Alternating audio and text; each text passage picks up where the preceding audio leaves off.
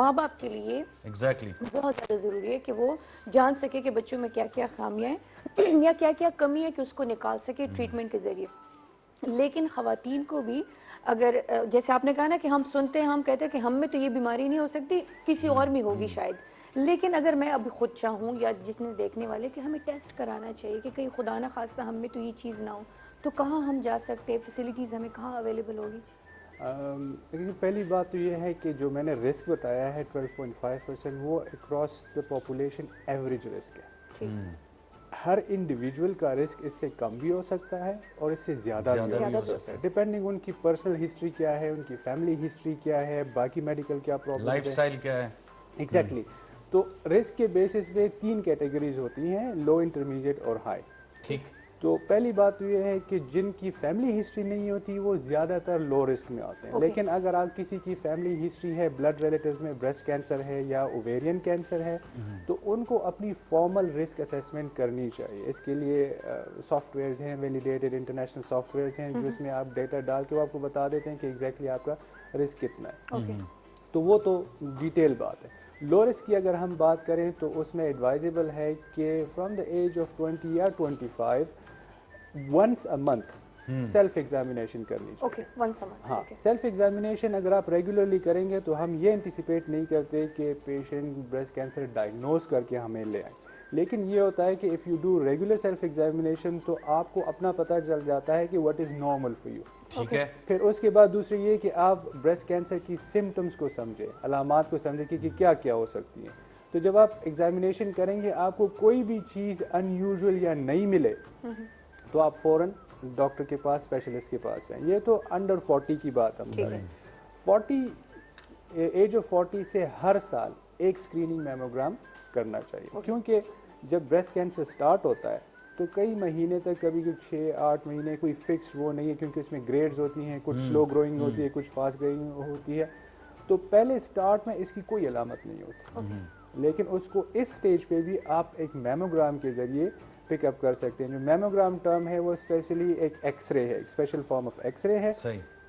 इसी टाइम पे मैं ये बात बताऊं कि लोग अक्सर डरते हैं कि इसमें रेडिएशन ज़्यादा हो। हाँ, exactly. तो रेडिएशन का खतरा इसमें है कि हम, अगर कोई आपको कहे कि आप चेस्ट एक्सरे करा लें, तो रेडिएशन की बात आपके जहन में भी नहीं आती, क्योंकि बहुत कॉमन है चेस्ट एक्सरे, तो आम सी बात है। एक चेस्ट एक्सरे 4 मैमोग्राम के बराबर है, तो इसमें इतनी कम रेडिएशन होगी, तो रेडिएशन का तो कोई मसला ही नहीं है। ठीक है। तो एक महीना पिक कर ले, हर महीने from the age of 40 years onwards एक मैमोग्राम करें और मंथली एक मरतबा सेल्फ एग्जामिनेशन करें। आपको अगर कोई भी चीज़ नहीं लगे, चाहे ख़तरे वाली हो या ना हो, तो स्पेशलिस्ट के पास जाएं। तो ये वो तरीके हैं जिससे you can ensure early detection. और जिस तरह डॉक्टर साहब ने ऑटिज्म के बारे में भी कहा है, ब्रेस्ट कैंसर के बारे में भी, कि अगर आप इसको स्टेज 1 में पकड़ें तो इसका इलाज बिल्कुल मुमकिन है। अच्छा, वो बिल्कुल ही मुमकिन है, हो सकता है, कंट्रोल हो सकता है। बिल्कुल मुमकिन है, कंट्रोल हो सकता है।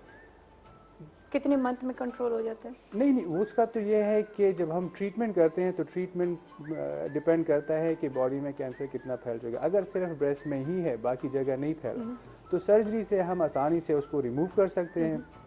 बाकी सारे ब्रेस्ट कैंसर एक तरीके के नहीं होते। अच्छा, डिफरेंट टाइप्स होती हैं।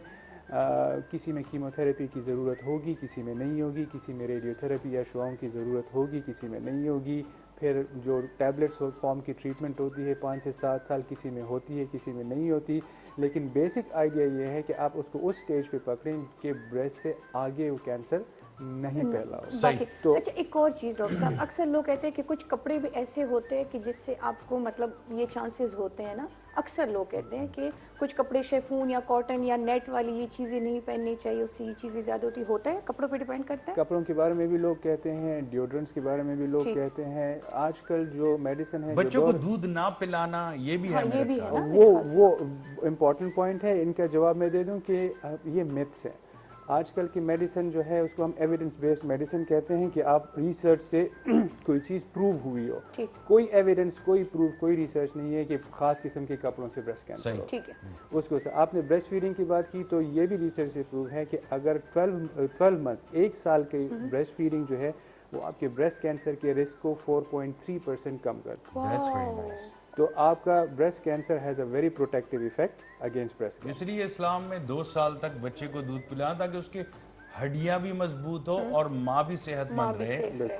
माशाल्लाह जी, बहुत अच्छी बात। हमारे स्पेसिफिकली जो एक कम्युनिटी है यानी माँ और बच्चों के हवाले से बात हो रही है, ये जो पार्ट ऑफ आवर सोसाइटी है, this is the most important part. एक मदरसा है और एक उसमें पढ़ने